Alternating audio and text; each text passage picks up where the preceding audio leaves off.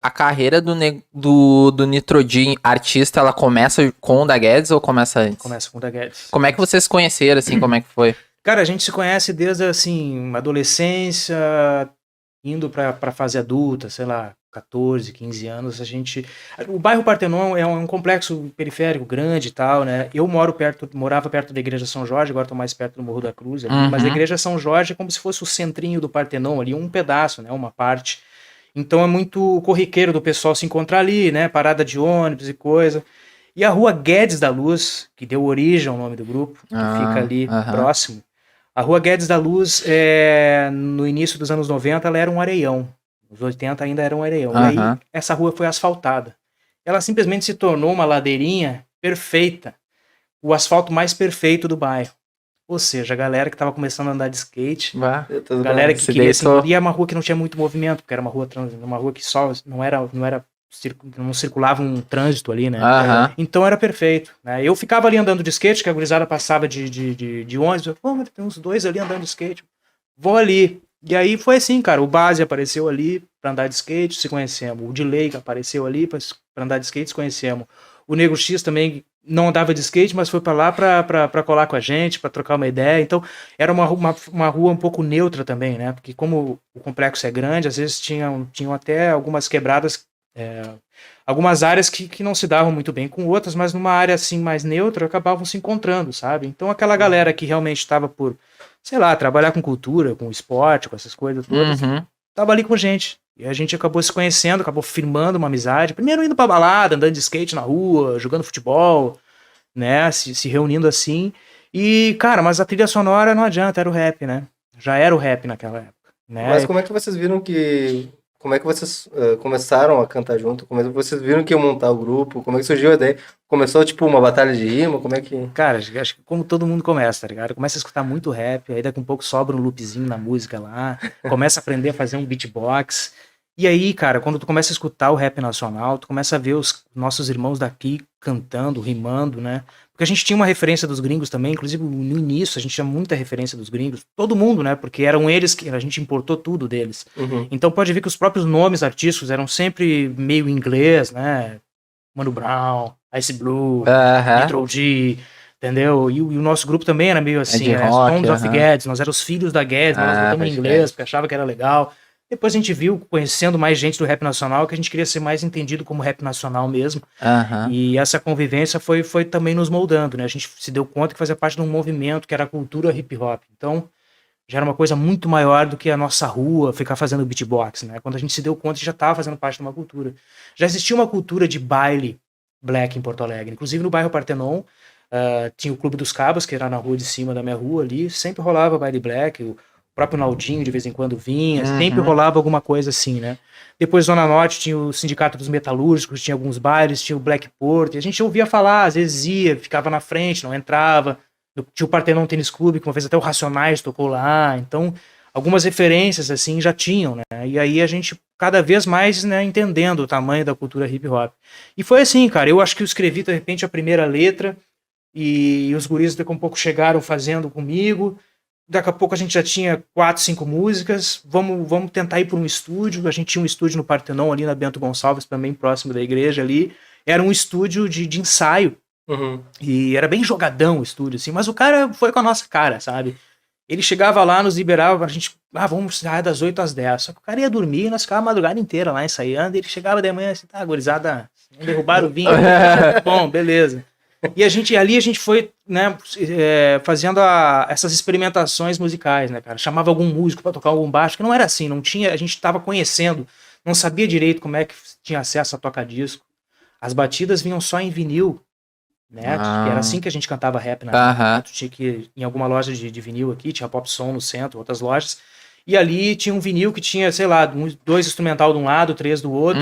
Às vezes vinha 2 vinil repetidos, então cada grupo pegava um, ia pra sua quebrada e fazia sua música em cima do instrumental. Acontecia da gente chegar num festival, tá tocando todo mundo com as mesmas batidas, mas era isso. Eu lembro de um vídeo que tem no YouTube do Racionais cantando Fórmula Mágica da Paz no beat do Tupac, aquele Keep Your Head Up. Exatamente, era isso. Né? E aí quando o Racionais teve que fazer a gravação mesmo da música, eles tiveram que fazer a versão deles, porque, né, podem até ter tentado, de repente, uma liberação dessa música, mas não Sim. conseguiram. O próprio Da Guedes, no nosso primeiro disco, a gente tinha uma música que a gente usava o instrumental dos gringos, que era acho que era da Good Mob, uma coisa assim. E a gente não conseguiu liberação. A própria gravadora tentou contato, não conseguiu liberação. Era óbvio que não ia conseguir, né? Mas aí a gente tava com o DJ1, né? O DJ1 simplesmente executou de novo, melhor ainda. E foi. Né? Mas era isso, a gente começou a ter contato com isso, sabe? A saber que não era bem assim pegar a música dos outros. Fomos aprendendo, né, conforme. Mas a gente teve algumas ajudas. Nesse começo, algumas pessoas foram muito importantes. Uma delas, o Tonho Croco da Ultraman, morava no Partenon também, próximo ali da onde eu morava.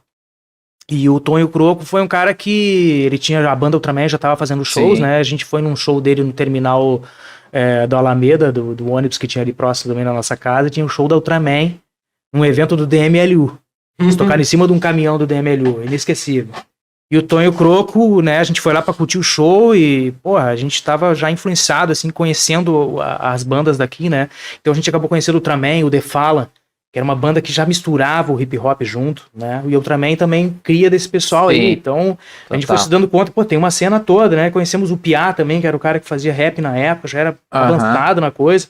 Fora o outro pessoal do movimento, né? Que já tinha também, né? Que já participava desses bailes black aí. É tanta gente, esquecendo de citar alguém, né? Peço até desculpa, mas tem muita gente legal, assim. A gente vai contar toda essa história ao longo desse projeto do Museu do Hip Hop aí também, né? Massa. Mas cara, era isso. Era um aprendendo junto com o outro e cavando, né? As suas oportunidades. E aí o Tonho Croco foi o cara que nos levou pro estúdio a primeira vez. Então a gente, estúdio de gravação. A gente ensaiava... 98, eu acho. 98, 97, 98, porque em 99 saiu o nosso primeiro disco. 10 anos de trajetória para ser o primeiro disco. Tu vê, né? A gente escreveu a primeira letra entre 93 e 94, e aí a gente foi fazendo nossas festas. Em 94 nós fazíamos nossas festas.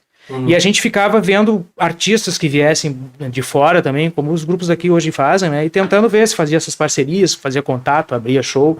E aí o caso do Planet Hemp foi um dos grupos que nos abriu uma oportunidade, né? 95 do 95, 94, 95, acho que foi em 95, o primeiro show deles no Bar Opinião. E a gente já se conheceu, já foi andar de skate com eles. Marcelo D2, o Benegão, o Zegon, né? DJ Zegon, já andava com eles ali na época. E os caras peitaram, eles foram fazer o show do Bar Opinião, o Bar Opinião nem nos conhecia, né? E eles disseram, não, nós vamos botar os manos aí pra fazer um som com a gente. A gente não chegou a abrir o show, mas tocamos 2 músicas com eles ali, já foi tipo, pô, né? A gente nunca tinha pisado naquele palco, né? E os caras deram essa oportunidade pra gente e a gente fez legal, né? E a moral toda que eles nos deram, enfim, foram assim, no nosso começo, sabe? As pessoas começaram a nos conhecer, a gente tinha umas festas que a gente fazia também, que juntava alguns DJs, tocavam hip hop underground, assim, da época, né? Na época o Tanclan tava começando a estourar, né? E toda essa turma ali de Nova York que fazia um barulho, depois veio, né, o Dr. Dre também com a turma dele, e a gente fazia as festas jogando esse som aí, às vezes chamava DJs também de fora que tivessem vindo para tocar. Dos nossos próprios eventos a gente começou a conseguir fazer o nosso dinheiro, gravar nossa demo, gravar uma primeira demo em fita cassete, algumas pessoas têm isso até hoje, né? O primeiro trabalho saiu em fita cassete, tudo gravado com esse contato do Tonho que nos levou no estúdio dos caras do The Fala, que não estavam muito ativos na época, já tinham feito um puta barulho, tocaram com o Chili Peppers, já tinham feito um diabo, né, o Educar, que é um cara muito foda, e os músicos que eram o Marcelo Fornazier e o Flávio Santos, o Flu, tinham montado um estúdio. Então até então a gente não sabia que dava pra fazer uma batida dentro do computador, era só sample mesmo, MPC, essas coisas, mas era uma coisa que só tinha nos Estados Unidos, ninguém tinha isso, né? Talvez alguém em São Paulo tinha, né? Então era muito raro. E ali a gente começou a conseguir fazer as músicas, sabe? Fazer as instrumentais, ter essas ideias e transformar as ideias em música. Aí a coisa começou a ficar um pouco mais profissional. Com a demo na mão, batendo na porta de rádio Ipanema na época, era uma rádio aberta, Sim. um grande espaço para toda a cultura aqui do Sul. E eles abraçaram o rap, né? Lá. E aí a gente tocou lá na Ipanema e dali, cara, fomos indo, né? Oportunidades.